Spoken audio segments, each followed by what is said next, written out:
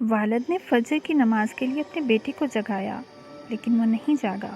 باجماعت نماز ہونے کے بعد والد نے پھر بیٹے کو جگایا، لیکن وہ نہیں جاگا۔ والد ڈیوٹی پہ چلا گیا اور بیٹے کو نہیں جگایا۔ 9 بجے بیٹے کا یونیورسٹی میں امتحان تھا۔ 9:30 بجے جب وہ بیدار ہوا تو اس نے والد کو فون لگایا اور بولا کہ بابا، آپ نے مجھے کیوں نہیں جگایا؟ میرا امتحان چھوٹ گیا۔ والد نے جواب دیا، بیٹا، میں نے دیکھا کہ تو آخرت کے امتحان میں فیل ہو گیا ہے، اس لیے میں نے تمہارے دنیا کے امتحان کی بھی کوئی فکر نہیں کی۔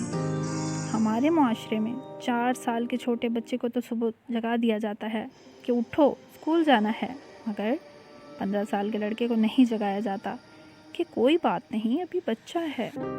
لمحہ فکریہ ہے یہ ہمارے لیے۔ نماز نہ پڑھنا ہماری بدقسمتی ہے۔ فجر کی نماز شیطان سے پہلی جنگ ہے۔ فجر کی نماز ادا کرنا انسان کی شیطان پہ پہلی فتح ہے۔ اتنی لمبی رات کے بعد بھی فجر کی نماز نہ ادا کرنا ہماری واقعی بدقسمتی ہے۔ اللہ ہم سب کو 5 وقت کا نمازی بنائے اور 5 وقت کی نماز باجماعت پڑھنے کی توفیق عطا فرمائے۔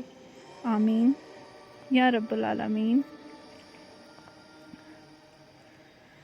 اگر آپ کو میری کہانی اچھے لگے تو لائک اور شیئر اور چینل کو سبسکرائب کرنا نہ بھولیے گا۔ شکریہ۔